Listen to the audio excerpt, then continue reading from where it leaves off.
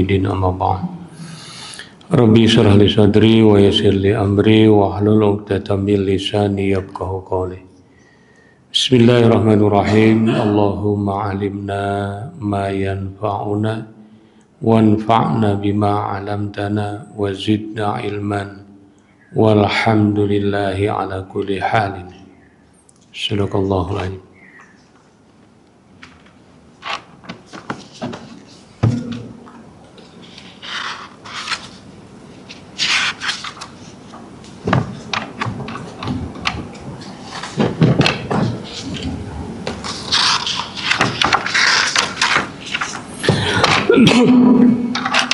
Bismillahirrahmanirrahim.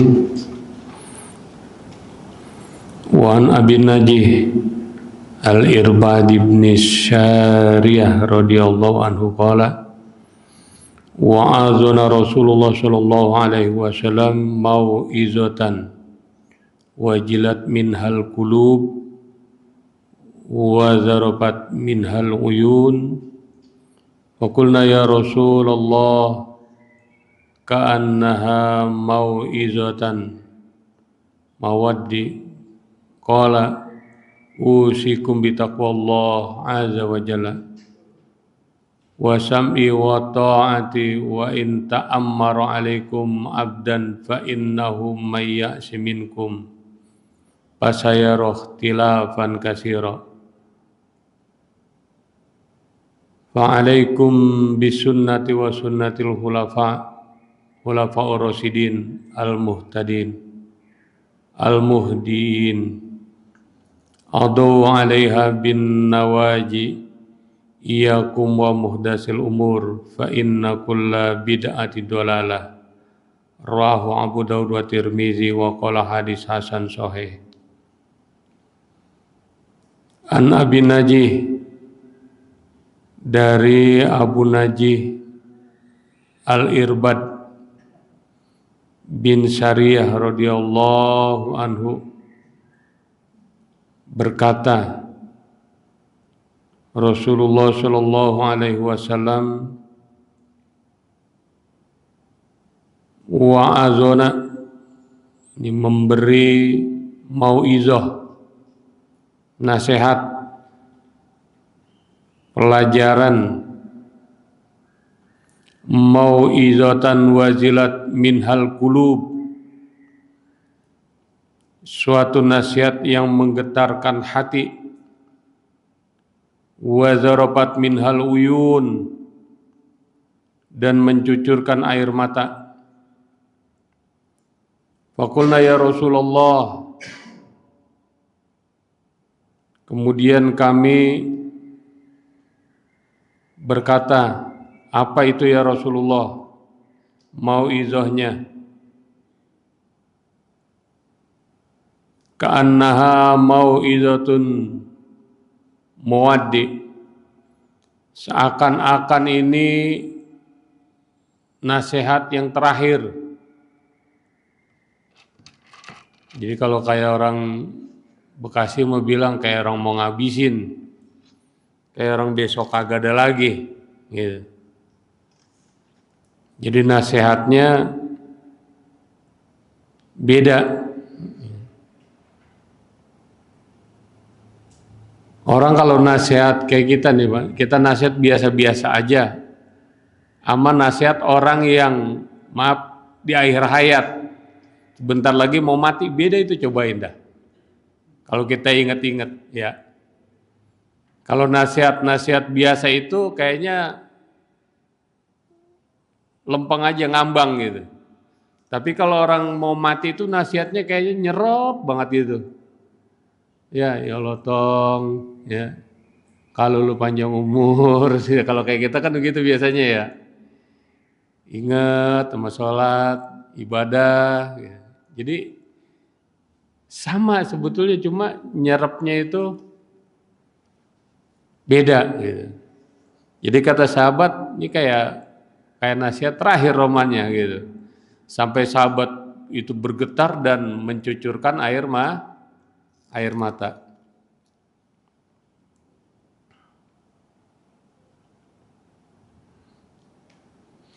Usikum bitaqwallah azza wa jalla. Aku nasihatkan kepadamu untuk bertakwa kepada Allah Subhanahu wa ta'ala. Jadi nasihatnya takwa.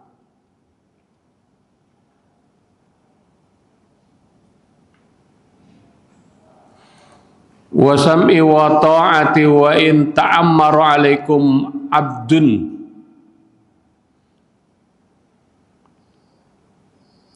Dan dengarkan, laksanakan meskipun kalimat itu keluar dari seorang hamba. Jadi yang dilihat itu kalimatnya, isinya, bukan orangnya. Beda sama kita tuh.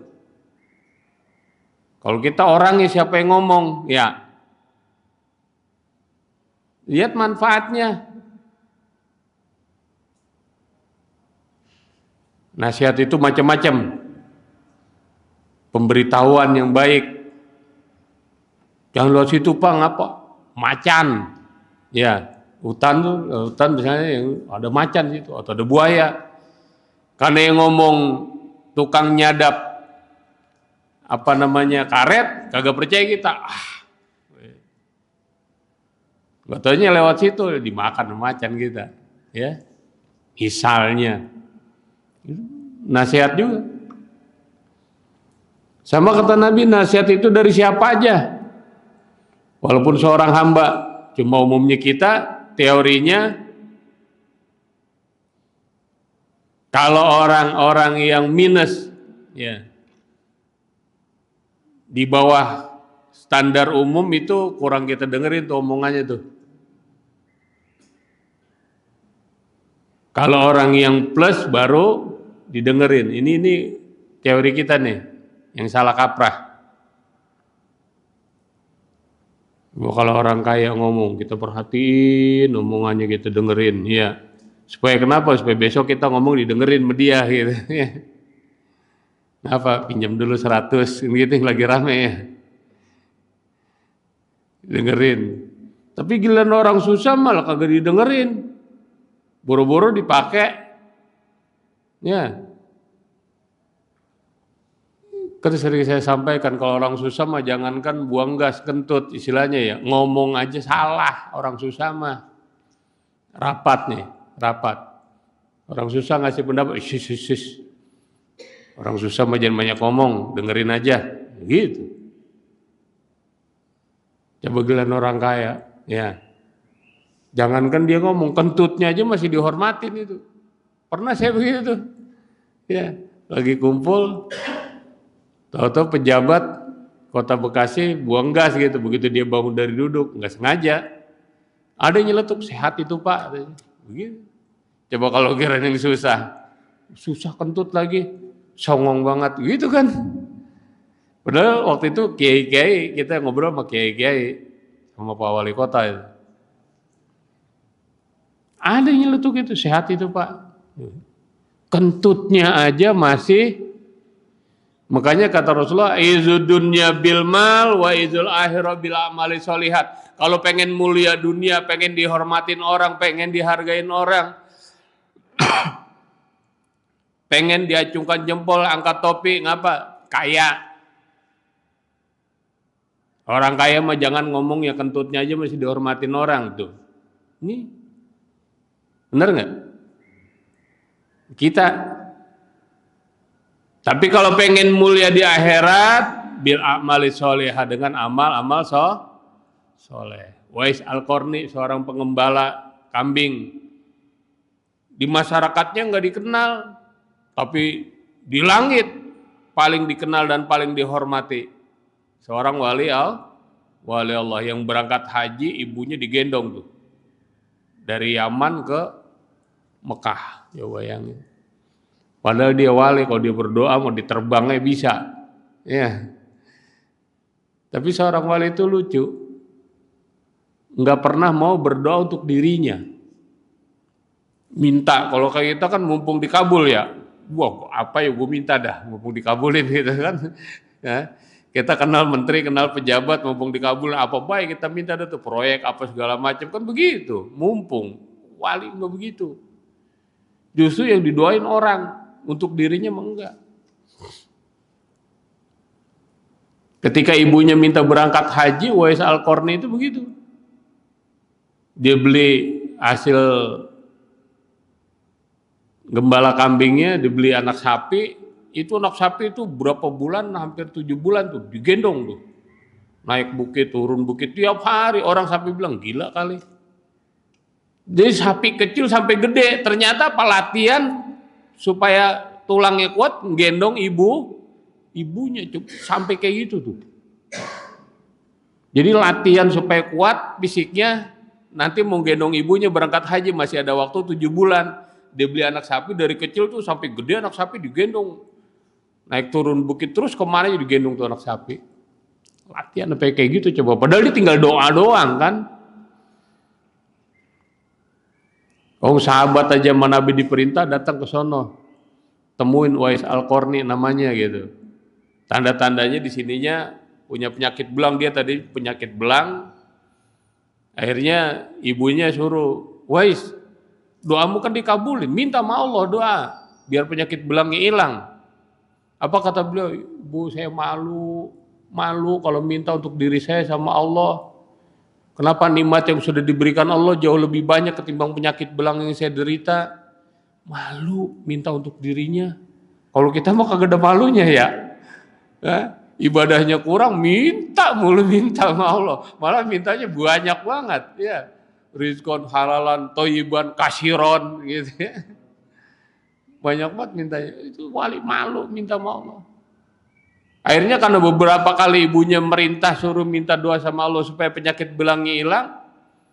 Akhirnya dia berdoa sama Allah, ya Allah, aku berdoa padamu, tapi bukan karena aku menginginkan pribadiku, aku malu ya Allah minta kepadamu, tapi karena aku ingin melaksanakan perintah ibu.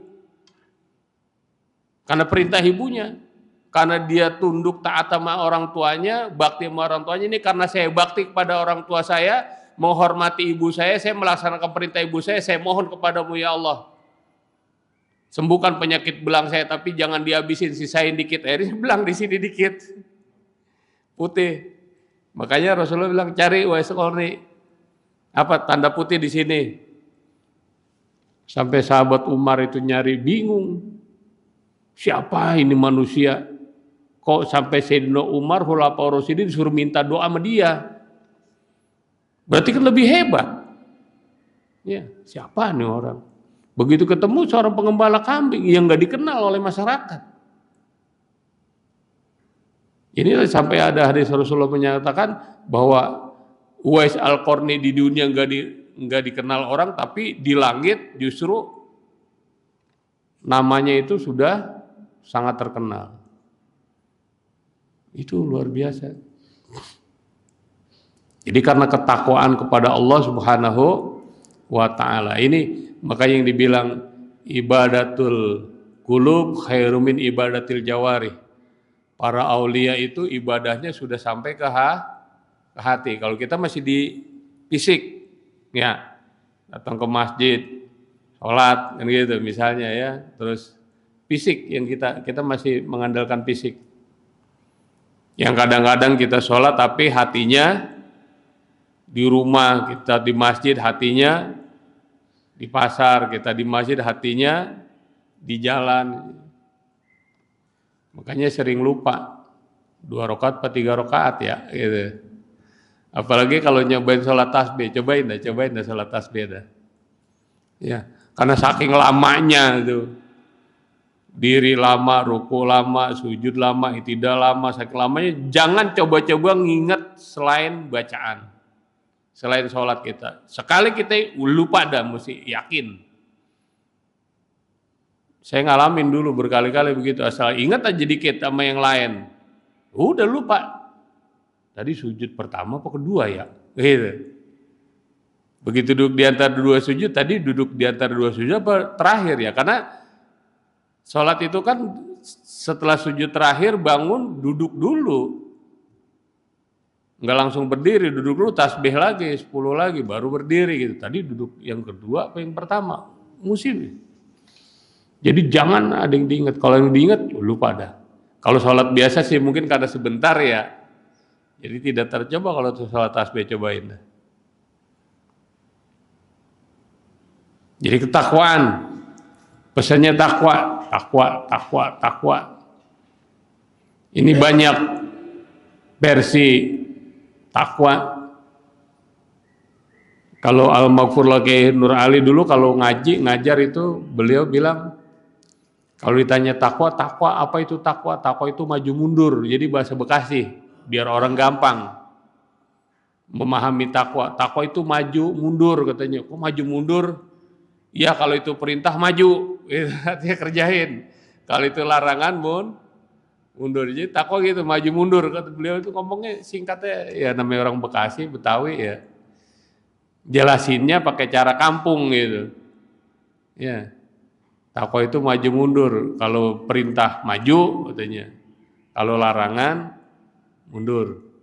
Artinya tinggalkan apa yang dilarang oleh Allah. Tetapi minimal ketika kita sudah berusaha menjadi baik itu sudah takwa. Kita berusaha menuju kepada kebaikan itu takwa. Makanya itu tadi kembali ibadahnya wali, ibadahnya hati, ya. Karena kalau syariat ibadah badan, ya. Hakikat ibadah hati, makrifat, ibadah ruh. Jadi ada tingkatannya tuh. Kita belum ke situ, masih ibadah badan kita. Ya. Belum ke hati. Kalau ibadahnya sudah ibadah hati, ibadahnya para wali tuh. Ya. Artinya gimana? Hatinya selalu beribadah, hatinya selalu ingat kepada Allah. Zikir terus, wirid terus hatinya tuh. Nggak lepas-lepas dari Allah. Jadi bagaimana dia mau berbuat dosa harus selalu ingat kepada Allah. Kan kita mau melakukan dosa itu karena pada saat melakukan kita lupa sama Allah, nggak ingat. La yasriku syarik hina yasrik wa huwa mu'min. Tidak akan mencuri seorang pencuri ketika dia mengulurkan tangannya untuk mencuri dalam keadaan beriman. Jadi pada saat kita mengulurkan tangan untuk melakukan perbuatan dosa, iman kita tuh lepas. Itu yang dikhawatirkan gitu, begitu iman lepas ada peluru nyasar tembak mati. Ya. Makanya sama Rasulullah suruh perintah wudu, jangan dilepas ya. Setiap kamar mandi mau siang, mau malam, misal bangun kencing, wudu lagi, walaupun begitu bangun kita wudu, naik tempat tidur lagi misalnya, tetap wudu lagi. Jangan dilepas wudu. Itu dalam keadaan suci kita pada saat itu.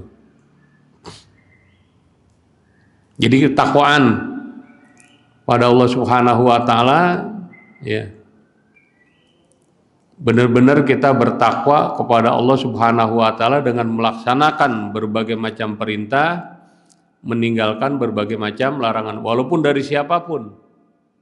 Pesan kebaikan itu datangnya kepada kita, kerjain. Kan kita bisa cerna. Baik nggak nih, ada manfaatnya nggak nih? Gitu. Kalau kira-kira ada manfaatnya atau sesuatu yang kita belum tahu ya kita ikutin aja karena kita juga nggak tahu. Hati-hati Pak, tadi ada macan misalnya gitu. Oh kita juga nggak tahu, tapi bisa aja terjadi. Atau hati-hati Pak, di depan ada lubang gitu. Ketika kita berkendara jalan, ya hati-hatilah. Akan lebih baik kan? Ketimbang kita tidak memperdulikan, kita mengabaikan nasihat tadi. Akan lebih baik jadinya. Jadi beribadah takwa itu artinya beribadah kepada Allah Subhanahu wa taala, mendekatkan diri kepada Allah Subhanahu wa taala. Ya. Melakukan kebajikan-kebajikan. Tapi takwa ini harus selalu berdampingan dengan iman. Ya. Tidak ada iman, maka tidak bisa dikatakan takwa. Ada iman tidak bertakwa, sama saja orang yang dalam keadaan telanjang. Al-imanu uryanun walibasu takwa. Iman itu dalam keadaan telanjang. Jadi ketika kita mengaku beriman itu polos. Walibasu takwa, pakaian iman itu takwa.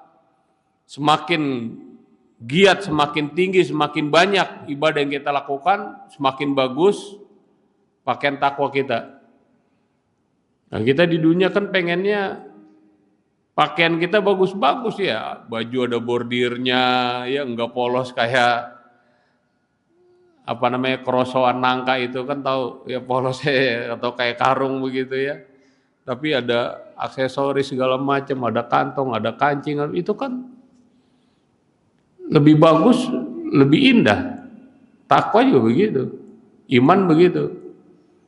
Takwanya banyak, lebih bagus lagi, lebih indah lagi kita di hadapan Allah Subhanahu wa ta'ala. Wasamratuhu al-ilmu, dan buahnya dari iman tadi adalah ilmu. Iman seseorang tidak mungkin akan bertambah kalau ilmunya tidak bertambah. Dengan bertambah ilmu, maka imannya akan bertambah kepada Allah Subhanahu wa ta'ala. Kalau yang dia tahu cuma itu, ya itu aja.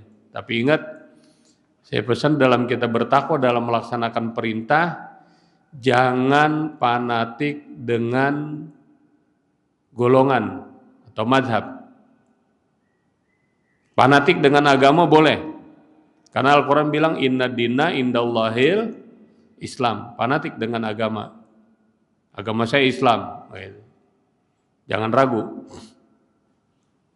Tapi kalau fanatik dengan mazhab, dengan golongan, jangan. Mazhab itu sama aja kayak golongan. Mazhab Imam Syafi'i, golongan Imam Syafi'i. Mazhab Hanafi, golongan Maliki, ya kan? Hambali. Kenapa? Karena mazhab itu pendapat. Mazhab itu pendapat. Pendapat boleh salah, boleh benar. Makanya kata Rasulullah, ketika dia benar dapat pahala dua. Pertama dapat pahala pendapat berusaha, kedua dapat pahala benar. Kalau dia salah dapat pahala satu. Pahala sudah berusaha. Gitu. Jadi tidak ada salahnya. Tapi tidak boleh kita fanatik. Kenapa? Karena yang namanya pendapat, yang bilang itu paling benar siapa? Siapa yang bilang paling benar? Nggak ada. Hanya Allah.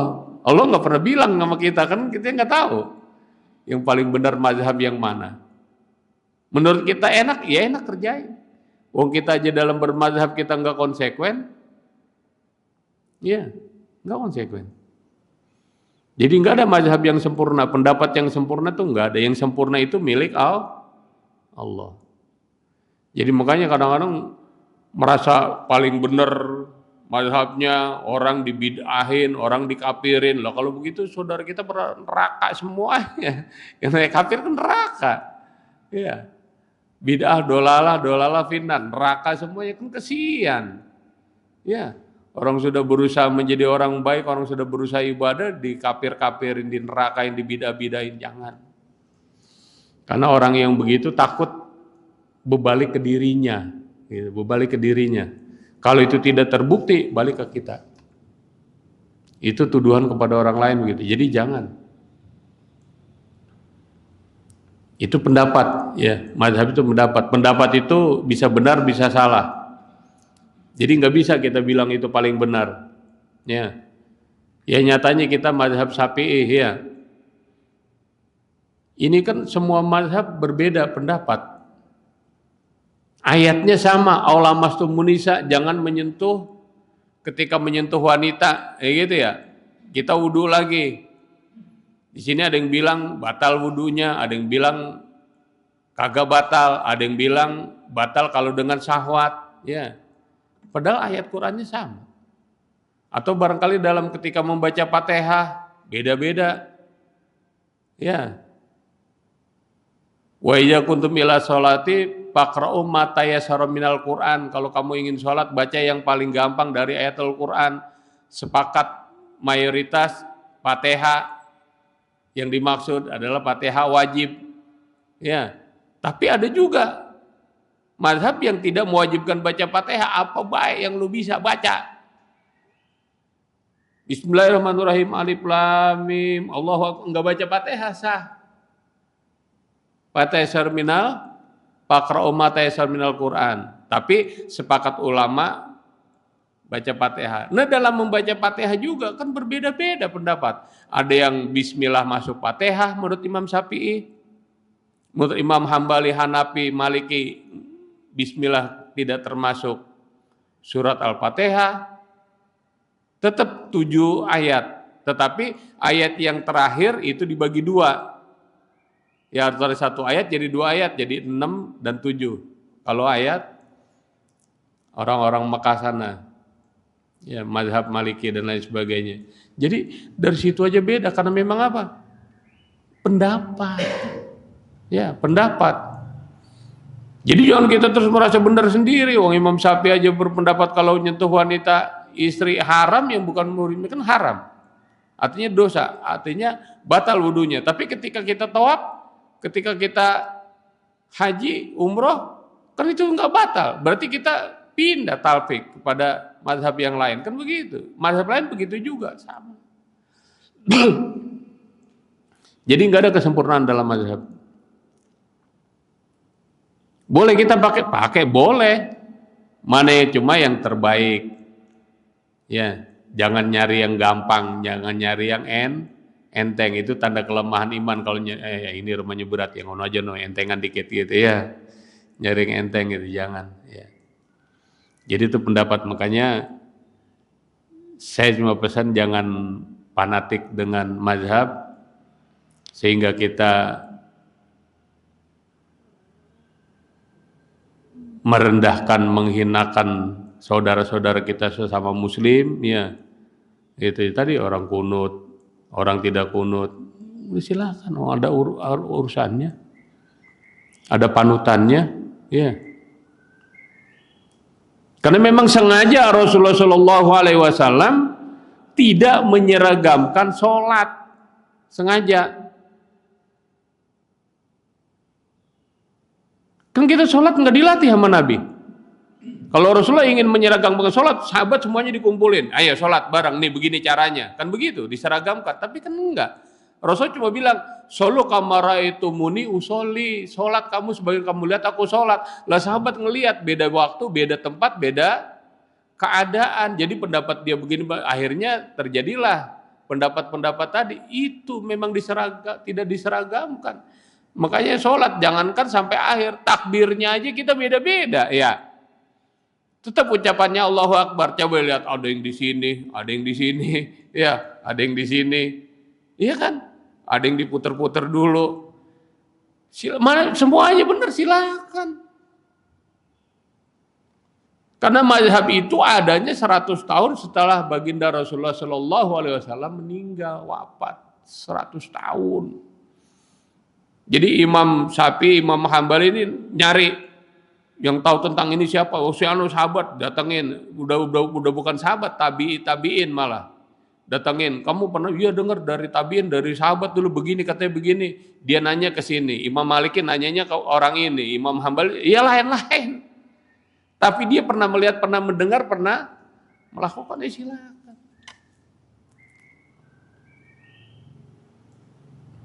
Jadi fanatik dengan mazhab jangan. Cuma ibadahnya aja dah. Dari ibadah jawari ke ibadatil qulub. Usahakan gitu. Pemahaman. Ibadatil qulub itu artinya sudah sampai ke hati, nyerap. Makanya orang dulu itu bilang ilmu nurun, ilmu itu nurun. Artinya dari otak ke hati. Itu orang dulu pemahamannya begitu. Padahal artinya kan ilmu itu cahaya gitu, tapi orang dulu nurun dari otak ke hati. Kalau ilmu masih di otak, masih setan itu. Setan ilmunya kagak kehitung, banyak banget.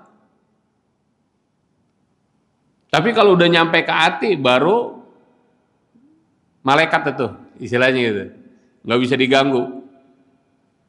Sama kita baca bismillah, sering saya sampaikan, baca bismillah, amalan gini segala macam. Sama tetangga kagak peduli, sama temen kagak ngeh, sama saudara kagak perhatian, yatim, fakir miskin, ya. Ini belum nyampe kemari, timbang baca bismillah. Kudunya kalau kita baca bismillah ngeliat tetangga susah, ngerti apa keluhannya, kasih, penuhi, bantu. Itu namanya bismillah udah nyampe ke hati. Kalau masih di mulut, bodo amat urusan lo. Masing-masing itu begitu. Makanya coba kalau saya buka tafsir nanti ayat allazi yukadzibu bidin itu orang yang mendustakan dalam agama itu allazina hum an sholatihim sahun. Jadi mereka yang bukan dalam sholat pelaksanaan sholatnya, tapi definisi sholatnya tidak memahami. Jadi an sholatihim dengan fi sholatihim berbeda. Kalau fi sholatihim sama itu kita sholat lupa rokaatnya, itu namanya fi sholatihim. Orang yang begitu neraka wail, kesian. Tapi bukan yang begitu yang dimaksud. Eksistensi sholat yang tidak dipahami. Dia sholat tapi eksistensi sholatnya nggak paham. Artinya apa? Dia sholat kalau ada anak yatim terlantar, kalau ada fakir miskin kelaparan, percuma sholat. Itu begitu maksudnya. Allazi yukadzibu bidin fadzalika allazi yad'ul yatim wa la yahudu ala ta'amil miskin. Jadi eksistensi sholat yang tidak kita pahami. Sholat ibadah mahdoh yang kita laksanakan nih, ibadah ritual ini untuk mencapai kepada ibadah sosial, tapi jalannya harus itu, pintunya itu nggak boleh ditinggal. Artinya syariatnya tetap harus sholat. Tujuannya apa? Supaya kita paham baik, karena ibadah itu kan semuanya adalah tarbiyah. Sering saya sampaikan, ibadah itu exercise, ibadah itu latihan, ibadah itu pendidikan. Dengan ibadah kita dilatih banyak ya. Dalam sholat kita disuruh khusyuk, artinya apa? Tidak ceroboh, ya. Hati-hati, human error. Ini karena ketidakhusyuan. Sholat berjamaah artinya bermasyarakat, berinteraksi sosial, bertetangga. Percuma sholat kalau kita tidak bertetangga, tidak bermasyarakat, tidak berinteraksi sosial. Itu pendidikan semuanya. Kita disuruh puasa, nggak ada kebaikan itu buat Allah, nggak ada. Itu kembali kepada kita semuanya yang harus kita pahami itu. Jangan kita menganggap kalau kita sholat Allah itu untung, ya. Kalau kayak followernya banyak gitu ya. Wah, Allah untung followernya banyak ya, orang yang ibadah banyak, enggak ada. Terus kita maksiat Allah rugi, enggak ada. Enggak ngepek. Kalau orang sekarang itu enggak ngepek kepada Allah tuh, mau berbuat baik, mau berbuat dosa, mau ibadah, mau enggak ngepek sama Allah. Semuanya kembali kepada kita. Kita disuruh puasa, artinya disuruh latihan, satu mengekang hawa nafsu kita, ya. Kedua merasakan orang di sekitar kita bahwa orang miskin itu enggak enak, orang lapar itu enggak enak, orang susah itu enggak enak. Berbagilah dengan mereka. Maka disuruh berkorban setahun sekali, kalau punya rezeki ya potong kambing, potong sapi, rame-rame korban tuh bagi-bagiin. Itu ibadah ritual menuju kepada ibadah sosial, tapi ibadah ritual ini tidak bisa ditinggalkan karena ini pintu. Itu masuk. Harus lewat situ. Jangan terus kita sosial, rajin, bangun masjid, bangun nyumbang, tapi sholat kagak, ya nggak bisa. Atau beriman juga kagak. Makanya sering saya sampaikan, gimana orang yang seperti berbuat baik tapi dia tidak beriman kepada Allah? Ya nggak bisa lah. Sama aja di satu sekolah, universitas misalnya, ada seseorang yang kagak daftar, tapi dia dengerin mulu. Ya, di samping di kelas itu di kaca dengerin dosennya, akhirnya pinteran dia main di dalam gitu. Pinteran dia, ditanya pinteran dia, kira-kira di wisuda nggak tuh orang? Ya kagak lah. Biar pinter kayak apa nggak bakal di wisuda. Oh kagak daftar. Bagaimana daftarnya? Asyhadu alla ilaha illallah wa asyhadu anna Muhammad Rasulullah. Itu daftar namanya. kita mendaftarkan diri masuk Islam, mendaftarkan diri masuk kuliah, baru nanti di wisuda, baru nanti dihisap masuk surga. Lu kagak daftar, bila pinternya selangit juga, ya. Paling kalau mau saya dapat honoris causa ya, itu biasa deh, akal-akalan. Ya dapat gelar profesor, ya honoris causa itu pemberian. Kadang-kadang pemberian itu kan ya karena dia punya jabatan gitu, beri. Ya jadi harus takwa, benar-benar dekatkan diri pada Allah. Jangan kita merasa paling benar sendiri, golongan, ya pribadi, hilangkan itu. Ujub, itu sudah ujub. Ujub pribadi, ujub golongan. Ini kan banyak kayak gitu.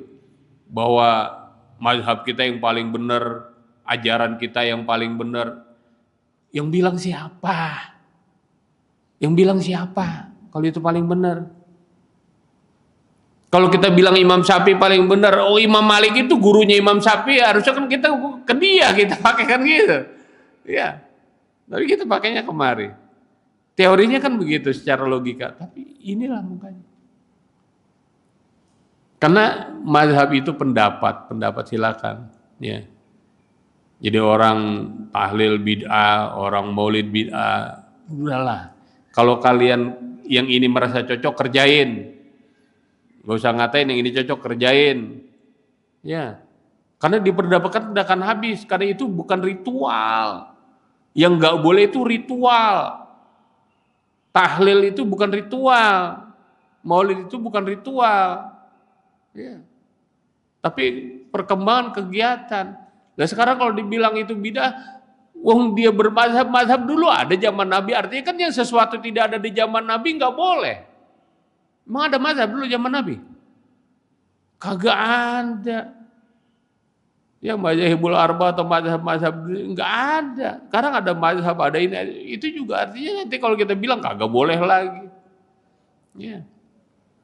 Makanya ada dulu orang naik taksi ngomong begini begitu ya, bida, akhirnya disuruh turun, ngapa lu naik onta sono. Repot nanti ya, jadi kita sesuaikan saja. Karena itu adalah perintah, rangkuman dari perintah kayak tahlil. Saya tidak membenarkan, tidak menyalahkan. Silakan yang pakai, silakan yang tidak, gitu loh. Ya. Itu rangkuman, disuruh perintah banyak-banyak berzikir, tahlil kan zikir, la ilaha illallah, banyak bertasbih subhanallah, kan dibaca begitu, berselawat sallallahu alaihi Muhammad dan lain sebagainya. Kemudian berdoa, silakan saja. Yang enggak ya udah gitu loh.